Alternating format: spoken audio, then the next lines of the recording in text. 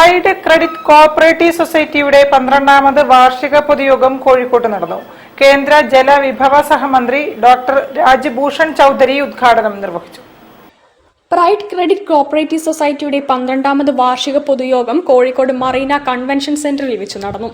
കേന്ദ്ര ജലവിഭവ സഹമന്ത്രി ഡോക്ടർ രാജ്ഭൂഷൺ ചൌധരി ഉദ്ഘാടനം ചെയ്ത പൊതുയോഗത്തിൽ ബീഹാറിലെ മുൻ മന്ത്രിയും നിലവിൽ മഹാരാജൻ എംപിയുമായ ജനാർദ്ദനൻ സിംഗ് സിഗ്രിവാൾ, പ്രശസ്ത സിനിമാ താരം മമത മോഹൻദാസ് എന്നിവർ ചേർന്ന് പുതിയ പദ്ധതികൾ ഉദ്ഘാടനം ചെയ്തു.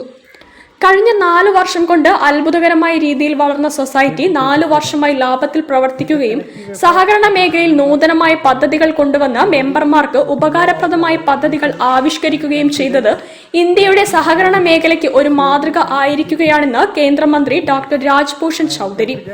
Pride society chairman doctor N Sairam അധ്യക്ഷത വഹിച്ച ചടങ്ങിൽ society CEO Shailesh C Nair മുഖ്യപ്രഭാഷണം നടത്തി. പ്രസ്തുത യോഗത്തിൽ വെച്ച് സൊസൈറ്റിയുടെ ലാഭവിഹിതം മെമ്പർമാർക്ക് ഡിവിഡന്റായി പ്രഖ്യാപിച്ചു.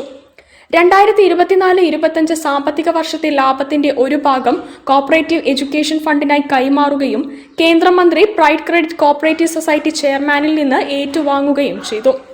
കഴിഞ്ഞ സാമ്പത്തിക വർഷത്തെ പ്രവർത്തന മികവിന്റെ ഫലമായി കേന്ദ്ര സഹകരണ മന്ത്രാലയത്തിന്റെ കീഴിലുള്ള NCDCയിൽ നിന്ന് 100 കോടിയുടെ ഹ്രസ്വകാല വായ്പ ലഭിച്ചിട്ടുള്ള അപൂർവം സഹകരണ പ്രസ്ഥാനങ്ങളിൽ ഒന്നാണ് പ്രൈഡ് ക്രെഡിറ്റ് കോഓപ്പറേറ്റീവ് സൊസൈറ്റി.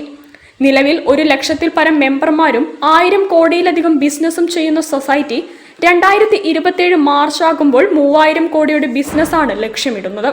2500-ൽ പരം മെമ്പർമാർ പങ്കെടുത്ത സൊസൈറ്റിയുടെ പൊതുയോഗം സൊസൈറ്റിയുടെ മികവാർന്ന പ്രവർത്തനങ്ങളുടെ ഒരു സാക്ഷ്യം കൂടിയായിരുന്നു.